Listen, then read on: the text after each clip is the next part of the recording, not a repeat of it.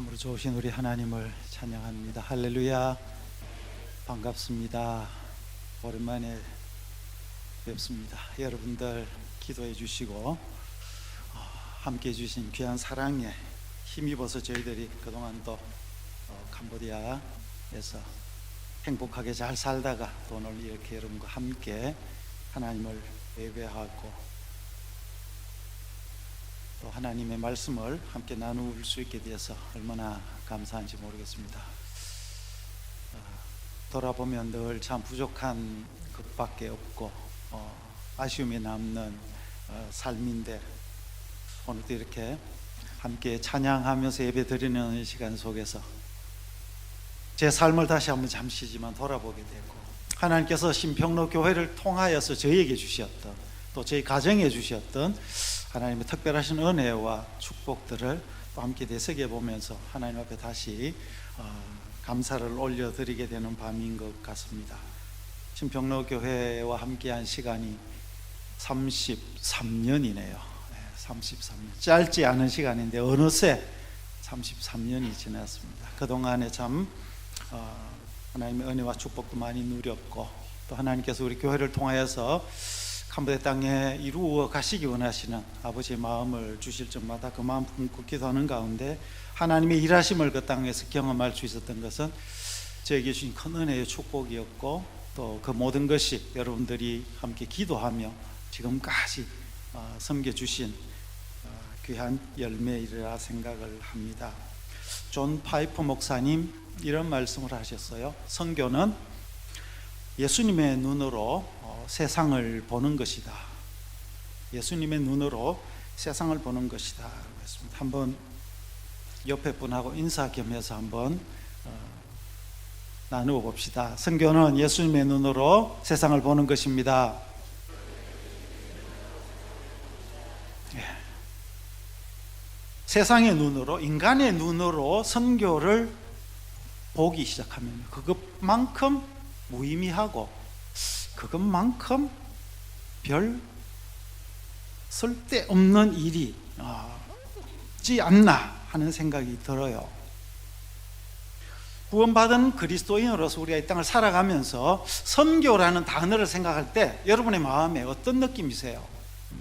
그거는 선교사의 몫이고 나는 선교사님 한 번씩 위해서 기도하고 또 하나님 감동 주시면 헌금도 보내드리고 그래서 나는 보내는 선교사 또 현장에 가 있는 선교사님들은 또 보냄받은 선교사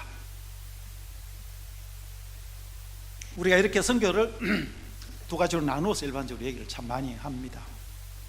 그것도 의미는 있어요. 그러나 근본적으로 하나님께서 교회를 선교하는 공동체로 이 땅에 세우셨고 저와 여러분이 교회 아닙니까? 그렇죠? 저와 여러분 우리 모두가 교회라면 우리는 본질적으로 선교라는 DNA를 가지고 태어났다. 하나님이 인생을 하나님의 형상으로 지으셨다고 했을 때에 그 하나님의 형상이라는 단어 속에 포함되어 있는 어마무시한 많은 비밀들이 있는데 그 가운데 하나는 뭡니까? 하나님이 이 땅을 만드시고 나를 지으셨을 때 특별한 계획이 있었고 그 계획이 그 속에 포함되어 있는데 그것이 뭡니까? 나를 통해서 하나님이 세상에 드러나는 거죠. 하나님의 자녀인 나를 통해서 세상이 하나님을 볼 수 있게 하는 거. 그것이 어쩌면 하나님의 형상을 지닌 모든 그리스도인 저와 여러분 또 주님께서 이 땅에 주의 몸된 교회를 세우신 이유가 바로 그것이라는 생각이 들어집니다. 그리스도인으로 살면서 선교에 대한 부담, 선교에 대한 깊은 어떤 그런 참여함이 내게 없다면 어쩌면 나는 아직도 주님을 깊이 만나는 그런 개인적인 깊은 주님과의 교제가 아직 부족하지 않은가. 내가 예수 그리스도를 믿고 새로운 피조물이 되었다는 분명한 증거가 있다면 그 증거는 잃어버린 영혼들에 대한 아직까지 내게 생명 주신 그 예수 그리스도를 알지 못하는 사람들에 대한 그런 부담, 그 부담을 안고 살아가는 자가 새로운 피조물이 된 하나님의 자녀들의 일반적인 모습이어야 한다는 생각이 듭니다. 예수님을 인격적으로 만난 그리스도인은 예수님이 나를 그렇게 사랑하시고, 우리가 좀 전에 찬양을 했습니다. 하나님의 사랑에 대해서 그토록 놀라운 하나님의 사랑을 찬양을 했는데, 그 하나님의 사랑을 찬양할 뿐만 아니라 하나님이 그렇게 나를 사랑하신 그 이유에 대해서, 목적에 대해서 다시 한번 곰곰이 깨닫고, 그 하나님께서 나를 그렇게 사랑하신 목적에 맞는 삶으로 우리가 반응하고 하나님의 뜻 가운데로 우리의 뜻을 맞추어가는, 그래서 하나님의 뜻이 나를 통해서 이 땅 가운데 이루어지기를 원하는, 주기도문 드릴 때만 기도할 것이 아니라 나의 매일의 일상의 삶이 정말 그것을 간절히 소원하는 삶이 되어지는, 그래서 그것이 나의 기도의 제목이 되어지고 그것이 나의 삶의 목표가 되어지고, 다르게 표현하면 내 삶의 비전이 되어지는. 여러분, 오늘 우리가 수요 예배로 모여서 하나님을 찬양하고 예배하고, 예전에는 우리가 수요 예배를 기도회라는 표현을 참 많이 썼어요. 그죠? 수요 기도회. 기도하기 위해서 모이는데, 여러분 오늘 나오실 때 어떤 기도의 제목을 안고 나오셨어요? 가장 중요한, 지금 다급한 하나님 앞에 한 가지만 기도하라 한다면 여러분은 어떤 기도를 하나님 앞에 이 시간 드리기를 원하십니까? 저는 감히 이 시간 여러분 앞에 한 가지 기도 제목을 드리고 싶습니다. 하나님, 내 눈이 주님의 눈이 되어 주님의 눈으로 이 세상을 볼 수 있게 해주십시오. 일어나는 모든 환경과 상황과 심지어 어떤 문제조차라도 주님의 눈으로 볼 수 있게, 그렇게 되어진다면 우리의 삶에는 놀라운 새로운 변화가 일어나게 될 줄로 믿습니다.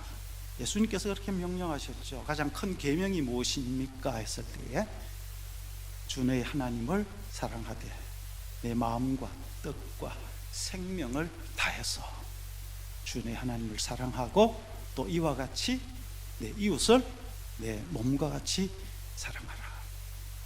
그것이 하나님께서 우리에게 주신 이 하나님의 말씀의 핵심 구절입니다. 그렇죠?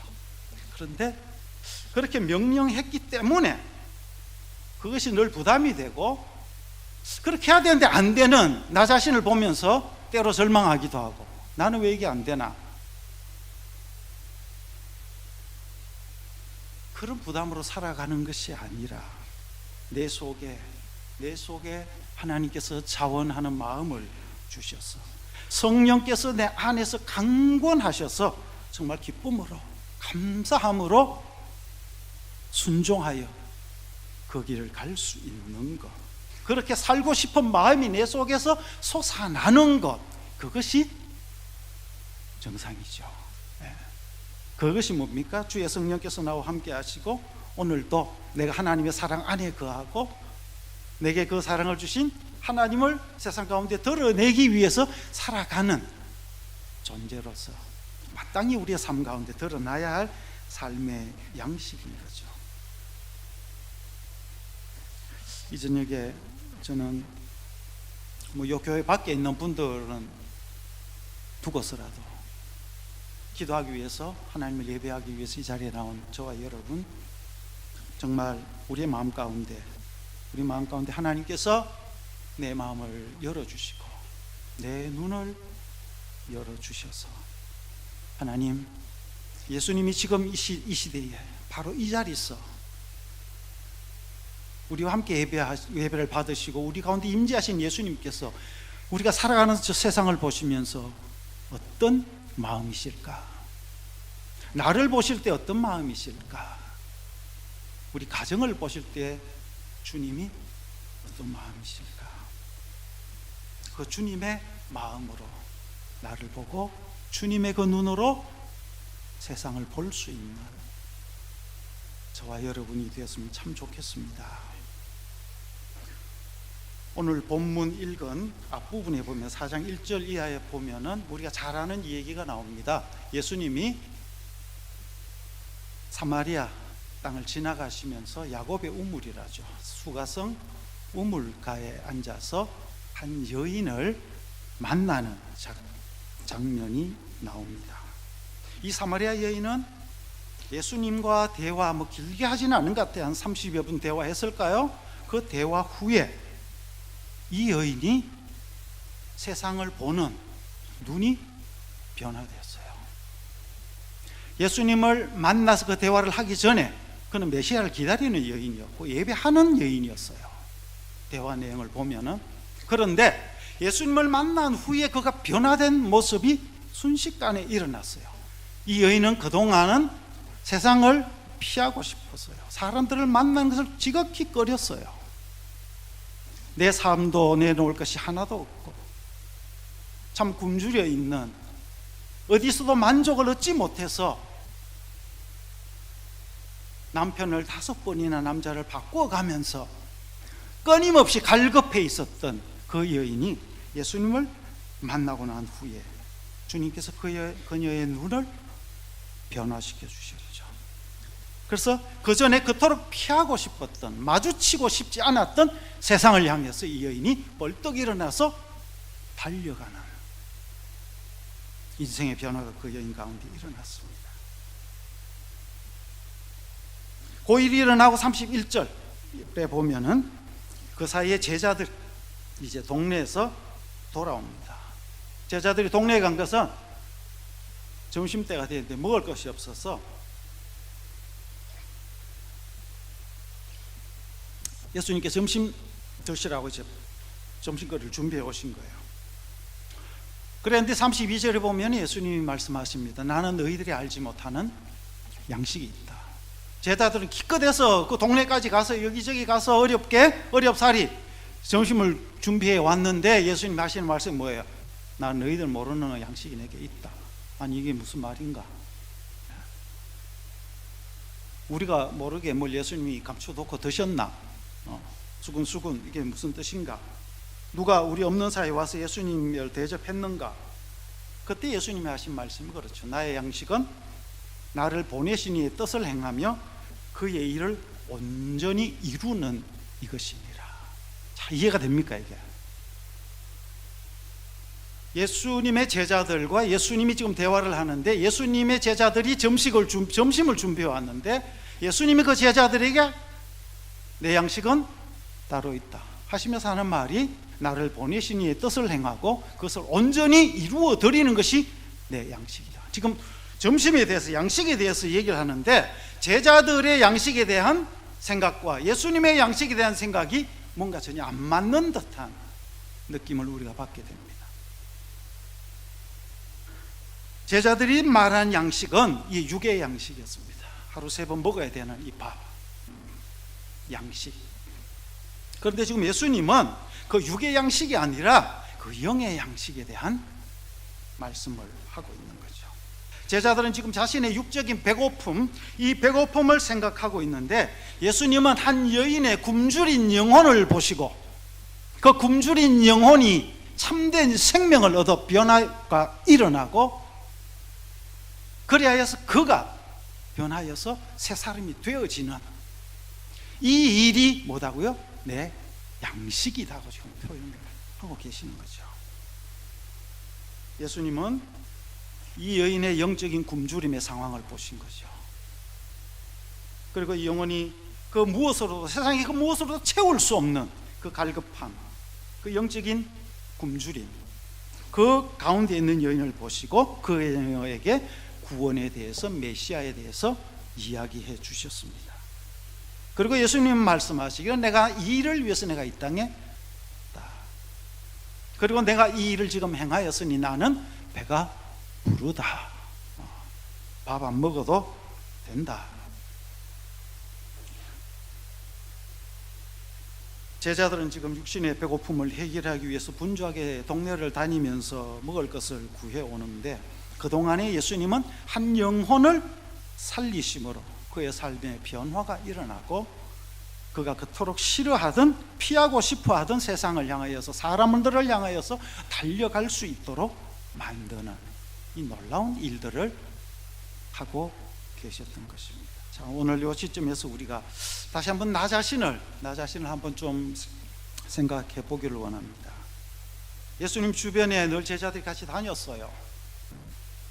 분주하게 다니고 늘 예수님 곁에 있었지만 이 제자들의 관심은 여전히 육적인 양식에 세상적인 일들에, 그리고 우리 앞에 당장 닥쳐있는 문제들에 집중하고 있고 그것을 해결하기에 분주한 삶을 살고 있었습니다. 그런데 예수님을 만난 이후 한 여인은 그 생각이 변하고 그 눈이 변하여서 그 삶의 진정한 변화가 일어나서 그동안 자신을 비난하고 조롱하고 업신여기던 사람들, 도무지 상종하고 싶지 않았던 그 사람들을 향해서 이제 담대히 일어나서 와보라, 내가 만난 이 사람을 당신도 만나보라고 전하는 여인이 된 거죠. 나는 제자인가? 이 예수님을 만난 사마리아 여인인가? 예수님 주변에 늘 머물고 있는 것 같고 예배의 자리에 늘 나와 있는 것 같지만 나는 지금 어디에 관심을 가지고, 나는 지금 어떤 눈으로 주님을 보고 어떤 눈으로 세상을 보고 있는가 하는 질문을 드리고 싶습니다. 이 밤 하나님께서 우리의 마음의 눈을 여시고 우리의 눈을, 영적인 눈을 열어주셔서 예수님의 눈으로 지금 이 시간, 이 시대 가운데 이 한국 교회를 보시면서, 한국 교회 성도들을 보시면서, 나를 보시면서 주님이 지금 어떤 마음이실까? 그리고 저 세상 가운데 수많은 잃어버린 영혼들을 향하여서 주님이 지금 어떤 마음으로 그들을 바라보고 계실까? 여러분, 조국 대한민국의 상황이 어떻습니까? 우리가 살아가는 세상이 여러분 눈에 어떻게 보입니까? 선거가 앞두고 지금 여러 가지 정치적인 여러 가지 일들이 많이 일어나고 있고 소리들이 들리고 있습니다. 우리 조국 대한민국 교회의 모습은 또 어떠합니까? 예수님의 눈으로 이 밤 다시 한번 나 자신을 볼 수 있기를 바라고, 우리 공동체, 이 믿음의 공동체, 우리 신평로교회를 다시 한번 우리가 볼 수 있기를 원하고, 나아가서 우리를 향하여서 주님께서 기대하고 계시는 그 주님의 눈으로 동일하게 우리가 사는 이 세상을 볼 수 있기를 원합니다. 저희가 1999년도에 캄보디아 선교사로 파송받고 그 땅에 발을 디디는 순간 우리의 눈으로, 내 눈에 들어온 수도 프놈펜의 모습은요, 지금은 물론 많이 바뀌었습니다. 많이 바뀌었는데 프놈펜 외곽에 조금 벗어난 곳에 정아에게라는 지방이 있어요. 거기에 거대하게 솟은 해골탑이 있었습니다. 제가 그때까지 제 눈으로 직접 해골을 본 것이 그때 처음이었어요. 굉장히 충격이었습니다. 어떻게 설명할 수 없을 정도로 큰 탑을 사 올려놓았는데 그 탑 안에 사람의 두개골만 모아서 탑을 쌓아놓은 거예요. 수천 개의 두개골이 쌓여있는 모습을 보았습니다. 그때 하나님께서 에스겔서 37장 1절 이하의 말씀, 하나님의 성령이 에스겔을 인도하여 마른 뼈들이 가득한 한 골짜기로 인도하신 그 장면이 떠올랐습니다. 그때 하나님이 에스겔에게 물으시죠. 이 뼈들이 능히 살 수 있겠느냐? 여호와의 말씀이 에스겔이 마시고 에스겔이 대언할 때에 이 마른 뼈들이 일어나서 그 키 큰 군대를 이루었더라고 말씀하고 있습니다. 저는 지난 25년 동안 캄보디아 땅에 살면서 참 수많은 어려움과 문제를 직면했어요. 나 자신의 약함을 수도 없이 경험했습니다. 그리고 그들 속에, 캄보디아 사람들 속에 소망 없음이, 절망적인 상황을 참으로 많이 보았습니다. 사회가 돌아가는 캄보디아 국가 안에 있는 이 뇌물과 부정, 부패, 지도자들의 문제, 이 가난한 백성들, 배우지 못하고 무지하고 상처와 고통 속에 살아가고 있는, 소망 없이 완전히 무너져버린 백성들을 보았습니다. 에스겔서 37장 11절의 말씀처럼 정말 철저하게 무너져버린 깨어져 버리고 말라 비틀어져 버린 그 뼈들이 소리치는 듯 했습니다. 우리의 뼈들은 말랐고 우리의 소망이 없어졌으니 우리는 다 멸절되었도다 라고 외치는 듯한 음성이 그곳에서 들려지는 듯 했습니다. 그리고 에스겔 37장 13절의 말씀이 이어서 들려오는 듯 했습니다. 내 백성들아, 내가 너희 무덤을 열고 너희로 거기서 나오게 한즉 너희가 내가 여호와인 줄 알리라. 내가 또 내 영을 너희 속에 두어 너희가 살아나게 하고 내가 또 너희를 너희 고국 땅에 두리니 나 여호와가 이 일을 말하고 이룬 줄을 너희가 알리라. 여호와의 말씀이니라. 내 눈으로 봤을 때, 세상의 눈으로 봤을 때 캄보디아는 망해버린 나라였습니다. 아무런 소망도 기대도 가지기 어려운 상황이었습니다. 그런데 그 땅을 향해 하나님은 내가 무덤을 열고 너희를 거기서 나오게 하겠노라고, 내가 내 영을 너희 속에 두어 너희가 살아나게 하겠다고 말씀하시는 주님의 음성이 내게 들려올 때에 캄보디아는 더 이상 죽음의 땅이 아니었습니다. 캄보디아를 향한 하나님의 마음, 캄보디아를 향한 하나님의 계획, 그 땅을 향한 하나님의 비전, 그것이 없었다면 어쩌면 저는 25년간 그 땅에 살 수 없을지도 몰라요. 내 힘으로, 내 의지로 견디기 어려웠을 겁니다. 그렇게 하나님의 눈으로 그 땅을 바라보며 그들과 함께 한 집에서 먹고 자고 살면서 11년 6개월인가 살았습니다. 큰 집을 하나 빌려가지고, 그리고 하나님께서 주신 꿈과 비전을 붙들고 함께 기도하면서 그들에게 말씀을 나누기 시작했을 때에 그곳에 몸된 교회들이 개척되고 세워지는 은혜들을 누리게 되었어요. 그리고 그 제자들을 위해서 신학교가 필요해서 당시에 캄보디아에 왔던 우리 장로교 선교사님들이, 우리가 한국에서 파송받은 교단은 각기 다르지만 그래도 장로교라는 같은 뿌리에서 왔으니 여기는 우리가 합동도 쉽지 말고 통합도 쉽지 말고 고신도 쉽지 말고 캄보디아 장로교 하나만 합시다. 그래서 1년을 기도하고 당시 7개 교단이 지금 15개 교단이 캄보디아 장로 교단을 세우고 함께 그곳에서 신학교를 세우고 하나님의 종들을 양육하는 일들을 할 수 있었습니다. 대학생들이 시골에서 수도 프놈펜으로 공부하러 왔는데 있을 곳이 없어 많은 아이들이 절로 가요. 캄보디아는 제일 큰 게 절이에요. 가는 데마다 있어요. 그리고 절에 방들이 많아가지고 시골에서 올라온 이 친구들이 갈 데 없으면 다 절에 가서 스님 밑에서 밥 얻어 먹으면서 공부를 해요. 시골에서 신앙생활하고 시골에서 올라온 친구들 가운데 절에 가기가 그러니까 교회에 와서 선교사님한테 찾아와서 저희한테 와서 우리가 교회에서 좀 지내게 해주세요. 그래서 하나님께서 주신 마음을 가지고 건물을 임대하고 그 아이들과 함께 기독 대학생 기숙사를 하면서 그들을 양육하고 그들과 함께하는 시간들을 보냈습니다. 그들 가운데 여러분들이 기억하는 분들도 있을 거예요. 로인이라는 친구가 2005년도에 처음으로 유학을 인제대학교에 오고 여기서 석사를 하고 박사를 하고 다시 결혼도 하고 캄보디아로 돌아갔어요. 그 이후에 어떻게 됐는지 궁금해 하시는 분들이 계세요.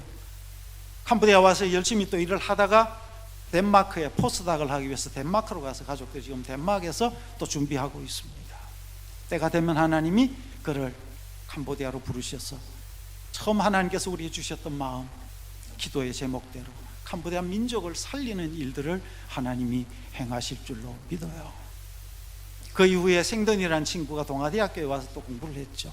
그러면서 이런 친구들을 거치면서 우리 캄보디아 안에, 진평교회 안에 캄보디아 예배부가 세워지고, 지난 주일날 제가 와서 함께 예배 드리는데 많은 친구는 아니었지만 얼마나 제 마음이 큰 울림과 감동과 은혜가 있었는지 몰라요.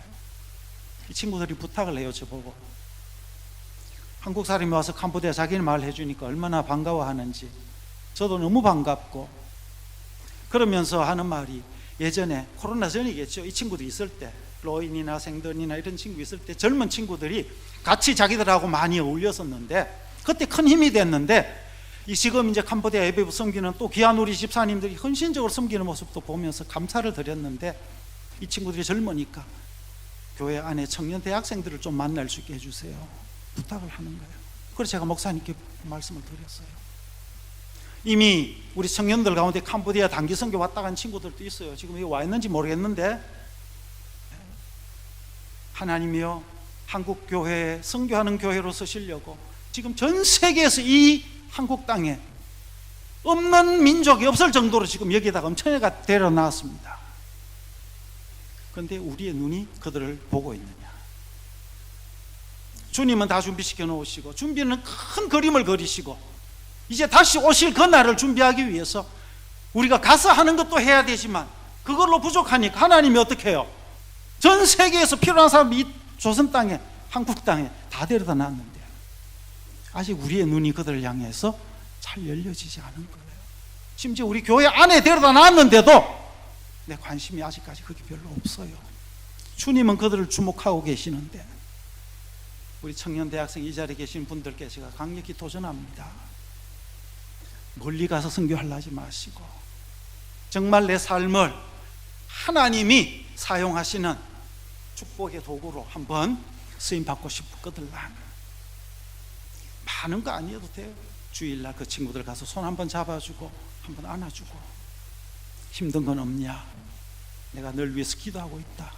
이것만 해줘도요, 이 친구들이 얼마나 큰 힘과 위로와 격려를 받는지 모릅니다. 이 친구 한 명 한 명이 이곳에서 예수님을 제대로 만나기만 하면은 선교사 한 명 보내는 것, 저희들 한 가정 보내는 것보다 훨씬 더 큰 일들을 그들을 통해서 하나님이 그 땅 가운데서 하실 줄로 믿습니다. 쉽게 할 수 있어요. 그런데 아직 우리 눈이 예수님의 눈 담지 못했어. 그래서 이 밤 하나님께서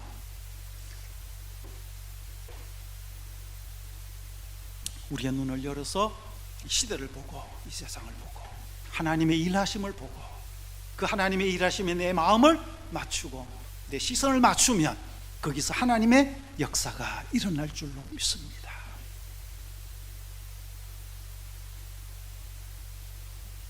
그러던 어느 날 하나님이 제게 또 말씀하셨어요. 이사야 43장 19절 이하의 말씀을 주셨습니다. 보라, 내가 새 일을 행하리니 이제 나타낼 것이라. 너희가 그것을 알지 못하겠느냐? 내가 반드시 광야의 길을 사막의 강을 내어 내가 택한 내 백성에게 마시게 할 것임이라. 이 백성은 내가 나를 위하여 지었나니 나를 찬송하게 하려 함이니라. 이 말씀을요, 2011년 연말에 말씀 묵상하고 한 해를 정리하고 새해를 위해서 기도하면서 있는 중에 이 말씀을 가시며 주셨는데 얼마나 가슴이 벅차고 뛰었는지 모릅니다. 하나님 새해를 하시겠대요. 하나님 무슨 일을 하시려고 그럽니까?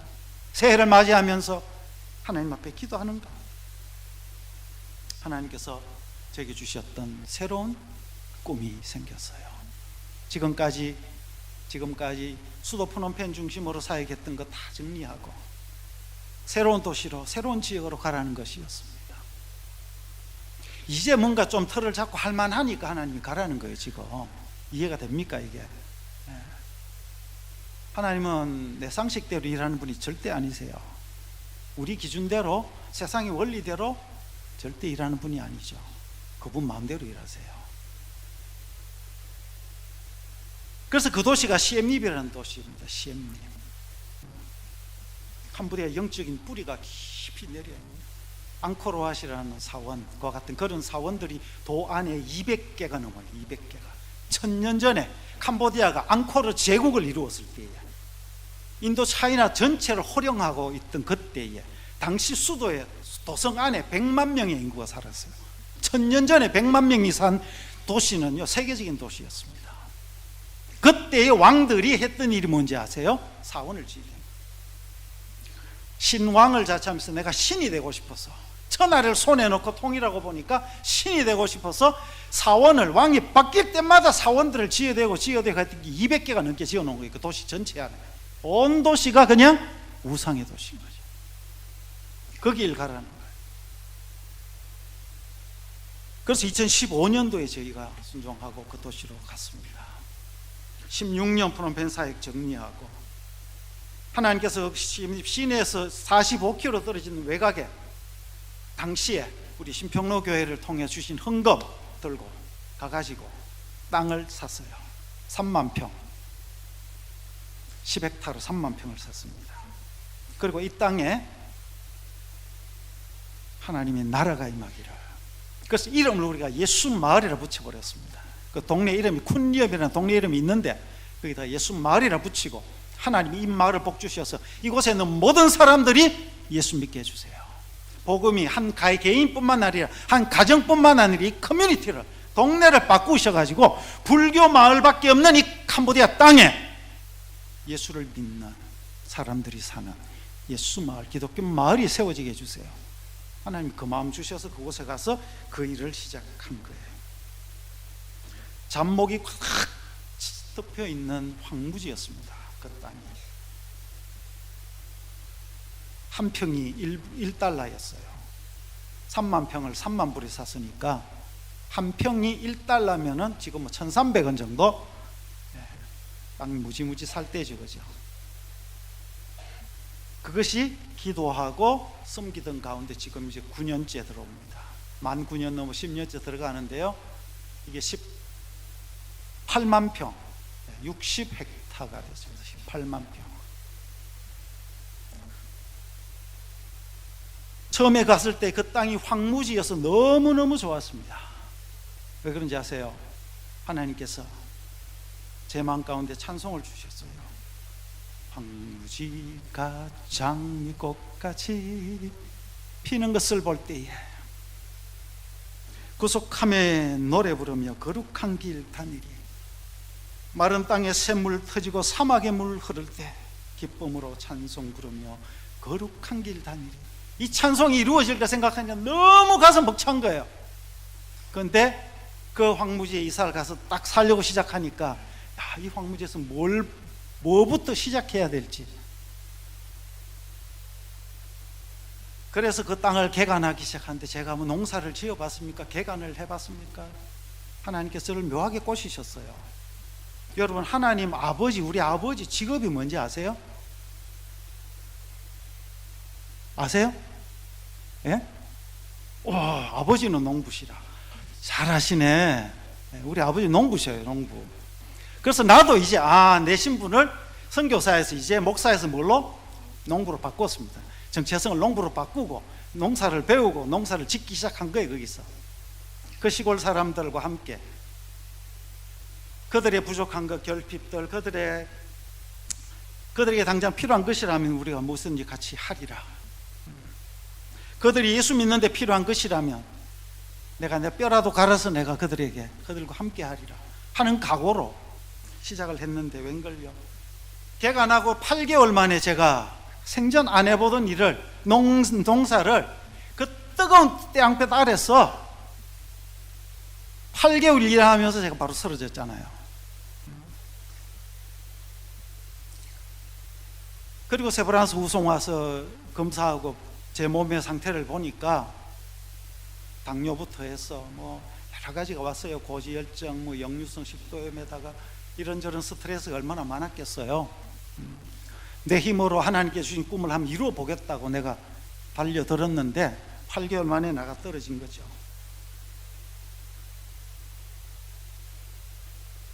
그런데 감사한 것은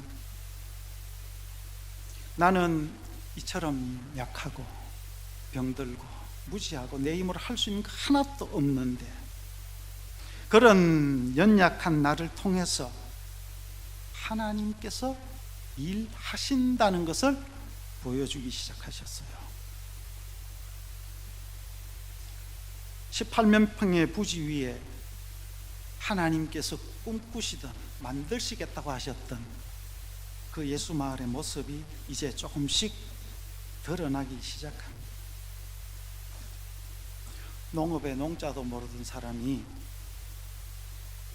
아무것도 배운 것이 없는 그 동네 사람들과 함께, 심지어 자기 말도 읽고 쓰고 못하는 사람들과 함께 뭘 해보겠다고 예수 마을을 이루어 보겠다고 시작을 했는데 실수와 실패가 연속이었죠. 그런데 중요한 것은 그런 나의 연약함과 실수와 실패를 걸음 삼아서 하나님이 일하기 시작하셨고, 드디어 지난 4월에 지난번에 제가 와서 한번 계란 얘기 한번 했죠. 기억납니까? 예. 그때 계란 쏟아져 나온다는 말씀을 그때 드렸는데, 그때 여러분에게 제가 그 기도 부탁도 드렸나 모르겠어요. 이 계란 가지고 아이들 먹이고 싶다고. 계란 팔아서 선교하려고 그랬어요. 처음에 유기농 계란을 저희가 생산을 해냈어요. 그 더운 나라에서 하나님이 기적 같은 은혜로. 근데 그걸 팔려니까 코로나가 이제 잠잠해졌지만 캄보디아 시엠립은 관광도시예요. 근데 관광객이 안 들어오니까 경제가 살아나지 않는 거예요. 큰 마트에다 입점을 다 시켰는데 판매가 안 되는 거예요. 이걸 어떡합니까 하나님? 계란을 계속 사놓고만 있으면 어떻게 이게 썩어버리잖아요. 이 계란 하나를 만들려고 지금까지 흘린 눈물이 얼마며 땀이 얼만데, 근데 하나님이 지혜를 주셔서 캄보디아 가서 제일 가슴 아프고 힘들었던 가운데 하나가요, 아이들, 그 천순진무한 그 아이들이 제대로 먹지 못하고 제대로 배우지 못하고 너무나 아프게 힘들게 살아가는 모습이 가슴이 참 아팠었어요.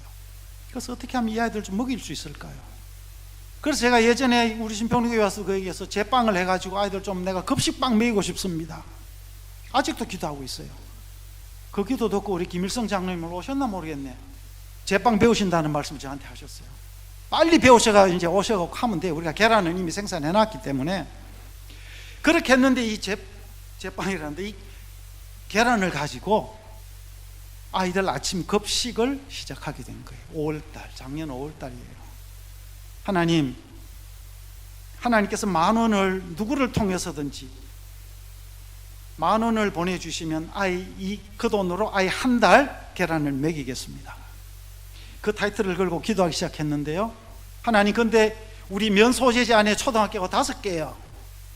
이 5개 학교 2023년 올 한 해 안에 다 먹이고 싶어요. 그렇게 기도했는데 11월이 되었을 때 5개 학교 다 하나님이 먹이셨어요. 1,500명이 넘어요, 아이들이요. 아침에 엄마로부터 따뜻한 밥 한 그릇 먹고 학교 와야 아이들이 신나게 뛰어놀면서 공부도 열심히 할 텐데 아직 캄보디아는 그게 안 돼요. 밥을 못 먹고 학교 와요, 아이들이. 그 아이들이 먹는 모습을 보기만 해도 얼마나 기쁘고 감사하고 행복한지 몰라요.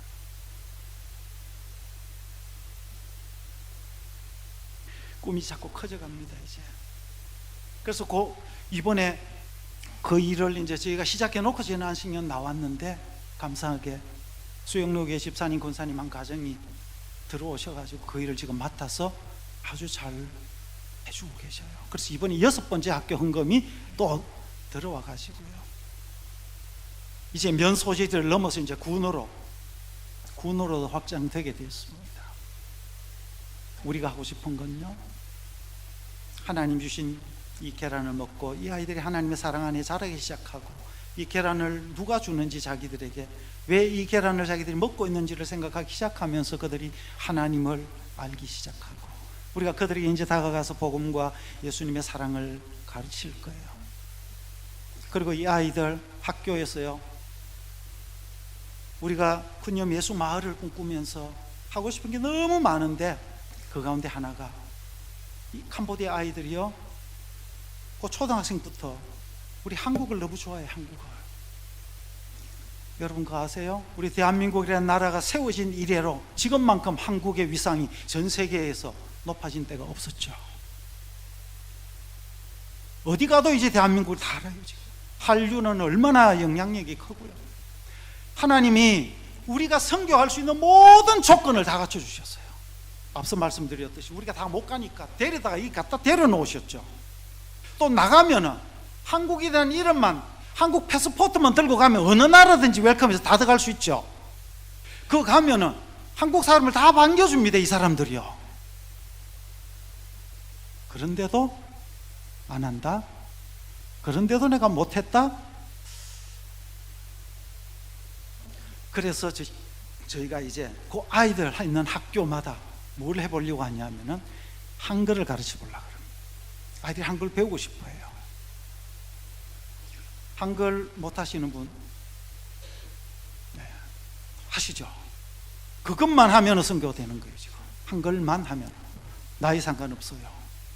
어린아이부터 우리 어르신들까지 내 발로 걸어서 다닐 수 있고 한국말만 하면은 오세요. 제가 학교에서 한글 클래스를 다 열어드릴게요. 공립학교 안에 여러분은 가서 예수님이 널 사랑한단다 한국말로 가르쳐 주면 돼요. 그냥 그렇게 기다리고 있습니다. 그 아이들이. 여기 여러분들 뭐 이렇게 크게 환영 못 받고 내가 여기 있으나 없으나 뭐 별 존재감도 없고 그래서 좀 외로움이 느껴지시는 분 혹시 계세요? 거기 가면요 여러분을 손꼽아 기다리고 있는 아이들이 수도 없이 많습니다요. 그 아이들이 이제나 저제나 여러분이 와서 자기들이 배우고 싶어하는 한국말 가르쳐주고 자기들이 듣고 싶어하는 하나님 나라의 이야기 듣고 싶어서 여러분들 캄보디아에 한번 꼭 오세요.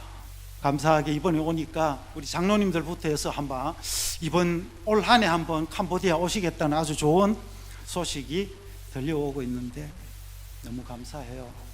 그동안 여러 이런저런 이유로 우리가 선교에 조금 소홀했던 부분들 다시 이제 힘을 내어서 정말 주님께서 우리 교회를 세우시고 지금까지 축복하신 이유를 우리가 다시 한번 확인하면서 이 지역 사회와 이 민족과 열방을 향해서 주님의 정인이 되어지는 삶이 될 수 있기를 간절히 기도합니다. 사진 몇 장을 좀 보고 해야 되는데 시간을 제가 너무 많이 썼네요. 사진 한번 좀 띄워주실래요? 지난번에 와서 사진 한번 제가 보여드리고 잠깐 설명드려요. 이것이 코로나 기간 중에 하나님께서 우상의 도시 시엠립에 세워주신 신학교입니다. 장로교 15개 장로교단이 연합해서 캄보디아 장로교를 세우고 정부에 등록하고 시엠립에 세운 분교입니다.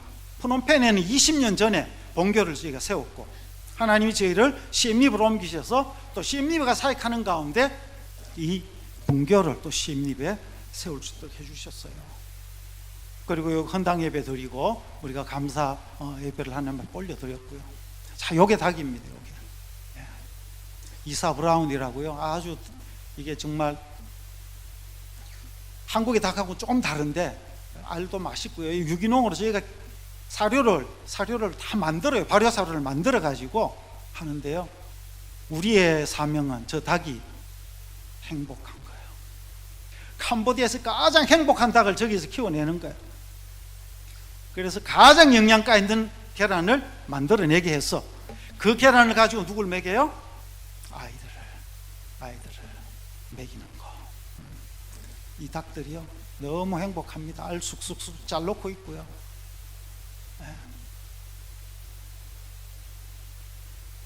먹음직스럽죠? 오시면 삼계탕도 해드릴 수 있고요. 우리 김기열 장로님 오시면은 참 할 일이 많은데 언제 오실라나 모르겠어요 지금. 자, 계란 가지고 아이들 급식하는 장면입니다. 저기 서 계신 우리 집사님이 이번에 수영로교에서 이제 다시 오셔가 파송받고 지난 2월 29일 날 캄보디아로 다시 이제 선교사로 들어가셨어요. 이렇게 반찬을 하고 밥을 해가지고 아이들에게 아침에 먹입니다.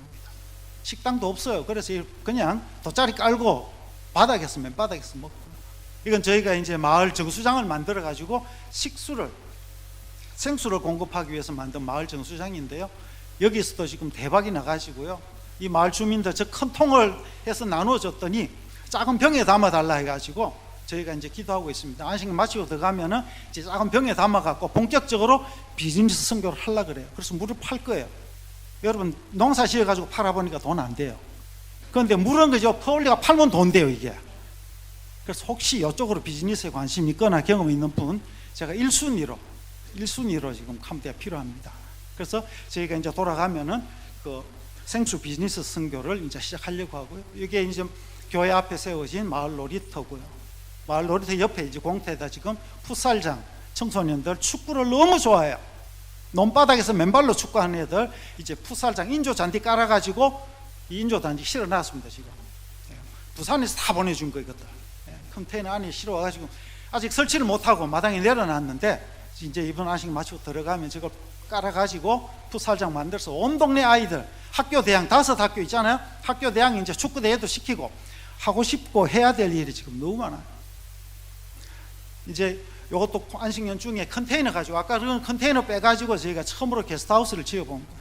1호 게스트하우스를 짓고 요건 2호로 지은 거예요. 1호 게스트하우스는 11,000불에 지었어요. 요거는 30,000불에. 땅이 있으니까 여러분 집 한 채 갖는 것이 평생 소원이었던 분 혹시 계시면은 30,000불 들고 오시면 집 한 채 멋지게 지어가지고 사실 수 있습니다. 한국에서는 꿈도 못 꾸는 일이에요. 이제 4호, 5호 흙집도 지어 보려고 그러고 돌집도 지어 보려고 그러고요. 그렇게 하면서 거기서 자라는 아이들 이제 주일마다 모여서 예배하고 하나님 안에서 자라게 하고 이렇게 어른들도 말씀 공부하고 제자훈련해서 또 세례식도 베풀고. 여기서 지난번에 한 말씀 드렸습니다. 제 옆에 있는 할아버지 원래 80이십니다. 70살 때 저희를 만났어요. 심립에서. 저희도 너무 어렵고 저분도 너무 어려운 상황에서 만나가지고 하나님이 멋지게 동력하게 해주셨는데 저희 예수마을 안에 토목공사들 길 내고 저수지 만들고 하는 것들을 저 할아버지 선교사님이 다 해주셨어요. 70에 오셔가지고 77에 경남 고성교회 출신이신데 고성교회에서 선교사 파송을 77세에 받으셨어요. 77세 안 되시는 분들 다 받을 수 있습니다. 여러분들. 그리고 지금 80대셨어요. 오늘 이분이 자기 교회 성도들 데리고 550km 남쪽에 있는 우리나라로 치면 부산과 같은 해변 도시에 가가지고 2박 3일 교인 수련회 하고 지금 데리고 프롬펜으로 심립으로 오늘 돌아가는 날이에요. 그런 일들을 저 할아버지가 지금 하고 계셔요. 할아버지가.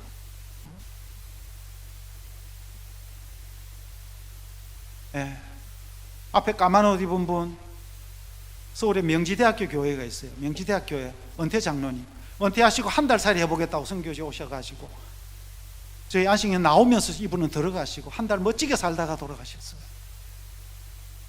그리고 그 옆에 빨간 옷이 우리 수영로 교회 이번에 파송받은 집사님 권사님이시고요. 이분이 캄보디아 오시고 둘째 날입니다. 둘째 날 하룻밤 자고 둘째 날 이제 양계장에 가서 닭들 돌보는데 이 닭들이 한번 보세요. 얼마나 사람을 좋아하는지요. 심지어 무릎에 올라가는 게 머리 위에까지 올라가요. 애들이 좋아가지고 얼마나 행복한지 모릅니다. 자, 이것이 앙코르왓입니다. 앙코르왓. 그 앞에 있는 사람들은 저희 가족입니다. 우리 선교 선진이 요mat할 때 5살, 4살 때 여기서 데리고 캄보디아 갔는데 큰애가 결혼해갖고 이미 우리 며느리가 같이 사진을 찍고 둘째도 이제 곧 결혼을 앞두고 있는데 아직까지 여자친구가 없어요. 감사한 게 우리는 선교한다고 애들 제대로 돌볼 겨를도 없고 여유도 없었는데 하나님이요 선교제 그냥 내팽개쳐 뒀는데 하나님이 저 두 아들을 다 교육시켜가지고 큰애는요 미국에서 석사하고 캄보디아 선교하겠다고 다시 들어온 지가 7년이 됐어요. 선교해보면서 좀 더 공부해야 되겠다 해서 지난 7월 달에 7년 맞이하고 작년 7월에 공부하겠다 했더니 하나님이 또 스페인 보내가지고 지금 MBA를 스페인에서 하고 있어요. 저희가 돈 한 푼도 못 대줘요. 대줄 돈도 없고. 그런데 하나님이 계속 공부도 시키시고 일도 시키시고. 둘째는요 한국에 와서 대학 공부했잖아요. 그것도 무려 서울대학교에서. 그리고 미국 가서 대학원 했는데 유럽으로 이번에 가서 무대 이제 오페라 가수로 데뷔를 하려 했는데 뉴욕에 있는 좋은 음악 대학이 있죠. 줄리어드에서 음대 학장님이 콜해가지고 우리 학교에 와서 석사 하나 더 해라 해가지고 3월 4일 어제입니까? 그제 3월 4일 자기 생일날 그 학교에 가서 오디션 보고 지금 결과를 기다립니다. 장학금은 받아놨는데 생활비가 부족해. 88,000불 생활비 두고 오디션 지금 봐놨습니다. 결과가 4월 달에 나온대요. 우리는 돼도 좋고 안 돼도 좋아요. 그러나 하나님의 뜻이라면 장학금도 주셔서 다시 그 뉴욕에서 줄리어드에서 다시 공부하게 하신다면 하나님께서 그 아들을 통해서 또 크게 영광 받을 줄 믿습니다. 저는 감사한 게 한두 가지가 아니에요. 내가 하나님 위해서 한 것은 정말 너무 보잘것없고 초라한데 하나님은 그 작은 것을 정말 소년의 도시락, 물고기, 보리떡 같은 내 인생을 주님의 손에 내가 기쁜 마음으로 올려드렸더니 하나님께서 기뻐 받아주셔서 축복하셔서 많은 자들을 섬길 수 있는 기회 주시고 많은 자들에게 주님의 사랑을 나눌 수 있는 통로로 사용해 주시고 특별히 그 아이들을 먹일 수 있는 일들, 제가 여기 살았으면 어떻게 하겠습니까? 그 일들을 하나님께서 이루시고 이제 더 큰 꿈들을 꿈게 하시고, 그런데 내가 이걸 다 할 수가 없어요. 그래서 하나님이 이제 저에게 말씀하시는 거예요. 신평로 교회 가서 거기 많이 있다, 거기 가서 너는 얘기만 해라, 그러면 내가 또 일할게. 그래서 오늘 이 저녁 시간 여러분 앞에 섰습니다. 여러분 지금까지 기도로 많이 애써 주셨는데 이제 오셔서 뭐만 하면 된다고요? 한국말만 하면 돼요. 제가 다 펼쳐놨습니다. 지금 엮어놨고 마무리합니다. 오늘 말씀해 보면 추수의 원리, 선교의 원리에 대해서 말합니다.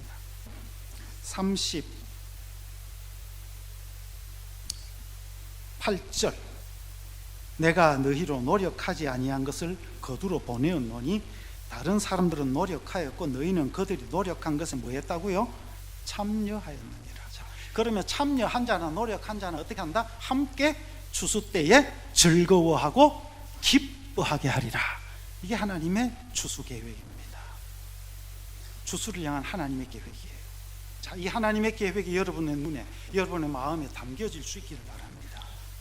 그리고 그 일에 구경꾼 되지 마시고 그 일에 나도 한 달이 걸쳐서 참여할 때에 하나님께서 여러분의 인생을 통해서 또 어떤 놀라운 일들을 계획하시고 이루어 가실지 경험하는 축복이 여러분의 삶 가운데 풍성하게 있기를 바랍니다.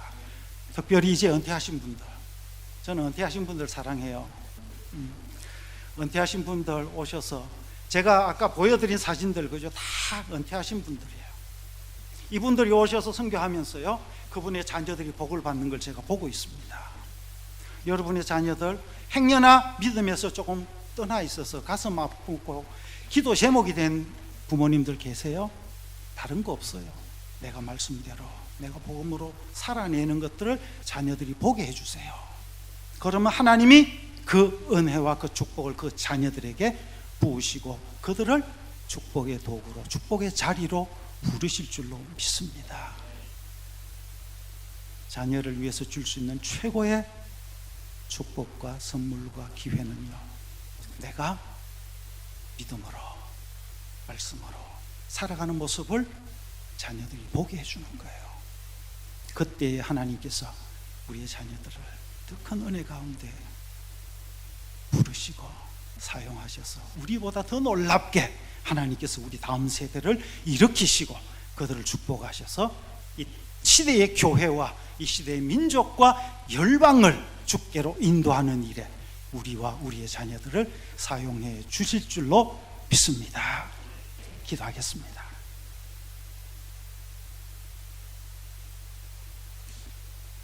하나님 감사합니다. 1999년 3월 28일 신평로 교회를 통하여서 참 부족한 저희 가정과 정순영 선교사님을 캄보디아로 보내주셨습니다.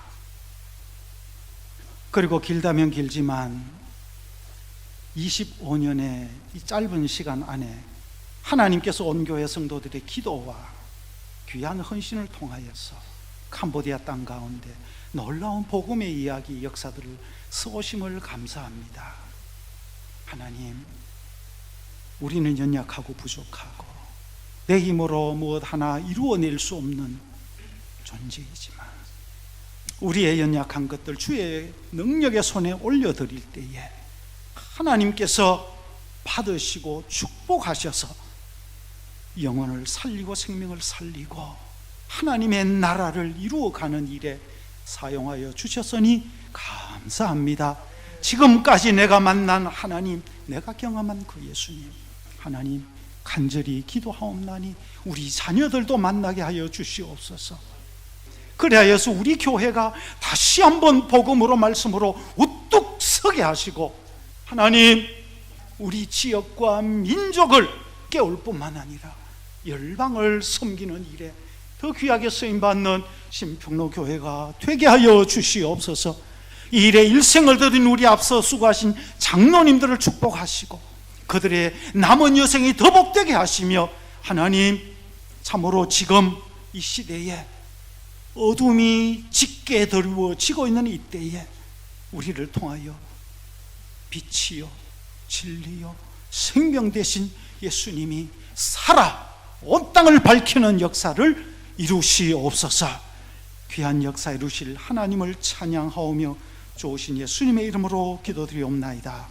아멘.